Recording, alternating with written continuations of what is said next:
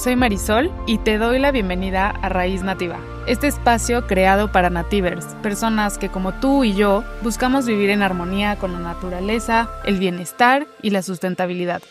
Aquí no solo vamos a hablar de cuidar el planeta, sino de cómo esa conexión profunda con la Madre Tierra nos nutre, nos sana y nos inspira a transformar nuestra vida y nuestro entorno. Desde Raíz Nativa creemos que pequeñas acciones conscientes pueden hacer una gran diferencia para las futuras generaciones y para nuestro bienestar integral. Exploraremos ideas sencillas y prácticas para fortalecer esa conexión sagrada, entender por qué la sustentabilidad es clave y cómo vivir en sintonía con la naturaleza nos lleva a un bienestar real y duradero. Así que quédate conmigo que en los próximos minutos vamos a sembrar juntos raíces profundas para una vida más consciente, plena y natural. Hace unos años, un grupo de científicos recorría una zona de bosque tropical que había sido talada décadas atrás. A simple vista, el paisaje parecía prometedor. Habían vuelto a crecer árboles, había sombras, se escuchaban aves, incluso algunos mamíferos comenzaban a regresar. Cualquiera de nosotros habría pensado, el bosque ya se recuperó, pero cuando los investigadores comenzaron a observar con más atención, descubrieron algo fascinante. Debajo de ese bosque, aparentemente sano, el suelo todavía contaba otra historia. Faltaban microorganismos. Las comunidades de hongos eran distintas, muchas interacciones entre especies aún no existían, y algunos procesos ecológicos seguían funcionando de forma muy diferente a los de un bosque maduro. Fue entonces cuando comprendieron algo que hoy la ecología moderna repite una y otra vez. La regeneración no consiste únicamente en que algo vuelva a crecer, consiste en que vuelvan las relaciones que hacen posible la vida. Creo que esa idea cambia por completo nuestra forma de mirar el mundo, porque durante mucho tiempo pensamos que regenerar era simplemente reemplazar lo que se perdió.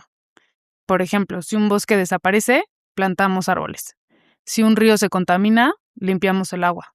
Si una especie disminuye, intentamos aumentar su población. Y claro que todo eso es importante, pero la naturaleza parece un juego mucho más complejo. Para ella, regenerar no significa reconstruir piezas, significa reconstruir conexiones. Y hoy quiero invitarte a explorar justamente eso, porque quizá la lección más importante que la naturaleza puede enseñarnos no tenga que ver con los árboles, ni con las abejas, ni siquiera con el cambio climático. Quizá tenga que ver con la forma en la que la vida aprende a comenzar de nuevo. Cuando pensamos en la naturaleza, solemos imaginar aquello que podemos ver. Bosques inmensos, montañas, océanos, animales increíbles, flores, pero casi nunca pensamos en aquello que sostiene todo eso, el suelo. Y me parece muy interesante porque el suelo suele ser el gran olvidado. Lo pisamos todos los días, lo cubrimos con concreto, lo llamamos simplemente tierra, como si fuera un material inerte, como si estuviera ahí únicamente para sostener nuestras casas o nuestras plantas. Pero la ciencia lleva décadas mostrándonos que esa idea está completamente equivocada.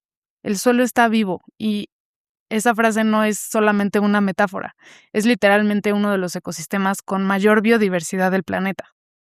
La FAO, que es la Organización de las Naciones Unidas para la Alimentación y la Agricultura, estima que cerca del 60% de todas las especies conocidas viven en el suelo durante toda o parte de su ciclo de vida. Y también, como lo comentamos en el capítulo de alimentos, en el caso de las abejas, 85% de las especies de abejas anidan en el suelo. En apenas un poquito de tierra pueden existir miles de millones de microorganismos, entre bacterias, hongos, arqueas, pequeños antrópodos, una comunidad inmensa trabajando al mismo tiempo, sin descansos, sin que la mayoría de nosotros sepamos que existen.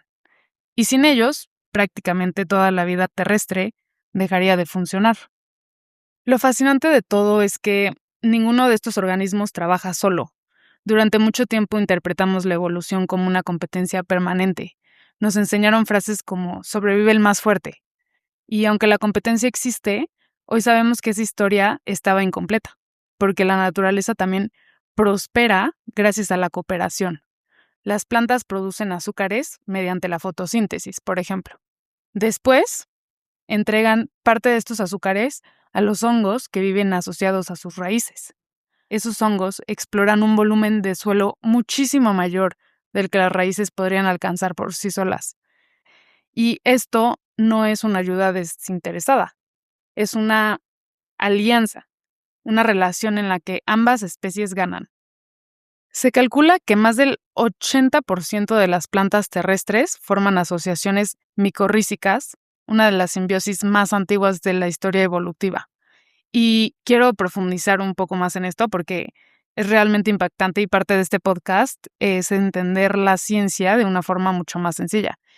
Y bueno, si nunca habías escuchado la palabra micorriza, o sea, se refiere justamente a la relación entre los hongos del suelo y las raíces de las plantas. Y como dije anteriormente, eso permite que los hongos puedan colonizar las raíces y actúan como una extensión de estas para que puedan absorber más nutrientes y agua a cambio de los carbohidratos que produce esa planta. ¿Y por qué es importante esta alianza? Porque tiene tres factores que yo encuentro realmente fascinantes. Uno es el intercambio mutuo, que es el hongo extiende una red de sus filamentos para que puedan explorar más zonas del suelo donde las raíces de la planta por sí solas no pueden llegar. Y el hongo suministra agua, minerales, mientras que la planta le proporciona los azúcares y las vitaminas al hongo. En segundo tenemos la resiliencia. Es que las plantas con micorrizas toleran mejor el estrés hídrico, es decir, las sequías o falta de agua, y son más resistentes al ataque de patógenos, plagas o infecciones. Y tercer lugar, el impacto ecológico, porque se considera que es una de las simbiosis más antiguas del planeta porque ha facilitado la transición de las primeras plantas de agua a la tierra hace millones de años. Y bueno, con todo esto, yo me pregunto, si la inmensa mayoría de las plantas necesita colaborar para vivir, ¿por qué seguimos creyendo que el éxito consiste únicamente en competir? Quizá la naturaleza lleva millones de años intentando enseñarnos otra cosa. Hay una idea que me parece muy bonita y es que cuando un bosque madura, no solamente aumenta el número de árboles. Si te fijas, aumenta el número de relaciones. Hay más hongos, más aves, más semillas, más polinizadores, más microorganismos, más intercambio de nutrientes, más formas de vida dependiendo unas de otras. Con todo esto me refiero a que lo que realmente crece no son los individuos, lo que crece es la red. Y cuando esa red se fortalece, el ecosistema se vuelve más resiliente. En ecología, la resiliencia es la capacidad de un sistema para absorber perturbaciones, como por ejemplo incendios, sequías, tormentas, y que este sistema pueda seguir funcionando. Esa capacidad depende de la diversidad de organismos y de las relaciones que hay entre ellos. Eso es exactamente lo que hace la regeneración. No reconstruye únicamente organismos, reconstruye relaciones. Y cuando esas relaciones regresan, la vida encuentra nuevamente la forma de florecer. Algo que a mí me gusta pensar es que quizá nosotros también somos ecosistemas. Nuestras comunidades, nuestras familias, nuestros negocios, nuestros proyectos. Muchas veces vemos que crecer significa hacer más, tener más, producir más, pero la naturaleza parece medir el éxito de otra manera. No pregunta cuánto creciste, pregunta cuántas relaciones saludables logras sostener. Y quizá ahí está la diferencia entre crecer y regenerar. Crecer puede hacerlo cualquiera. Incluso un tumor también crece. Regenerar implica devolver vida al sistema completo. Y eso yo creo que es una de las lecciones más extraordinarias que la ciencia nos está regalando. Tal vez la regeneración tome en cuenta que la vida nunca intenta volver exactamente a lo que fue. Se adapta y crea bases. Después de un incendio, un bosque no renace siendo el mismo bosque. Después de una inundación, un río no encuentra exactamente el mismo cauce. Después de una tormenta, un arrecife tampoco recupera cada uno de sus corales en el mismo lugar.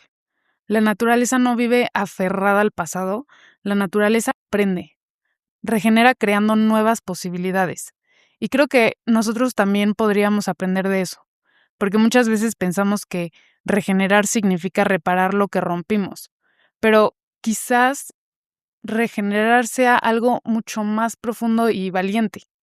Quizá en realidad sea construir relaciones más sanas que las que existían antes, diseñar empresas que fortalezcan comunidades en lugar de debilitarlas, cultivar alimentos que devuelvan vida al suelo en lugar de destruirlo, crear ciudades que respiren junto con la naturaleza y no a costa de ella. Entender que nuestro bienestar nunca ha estado separado del bienestar del resto de las especies. La regeneración comienza cuando dejamos de preguntarnos cuánto podemos extraer de un sistema. Y es importante hacernos la pregunta, ¿qué necesita ese sistema para volver a florecer? Porque al final esa es la diferencia más profunda entre la naturaleza y nosotros. Durante mucho tiempo intentamos dominarla. Y ella pacientemente ha seguido mostrándonos que la vida no prospera por controlar, prospera por conectar. Recuerda que la verdadera riqueza de la naturaleza no está solo en lo que alcanzamos a ver, sino en las relaciones invisibles que sostienen la vida. Gracias por escucharme, Nativer. Nos escuchamos pronto.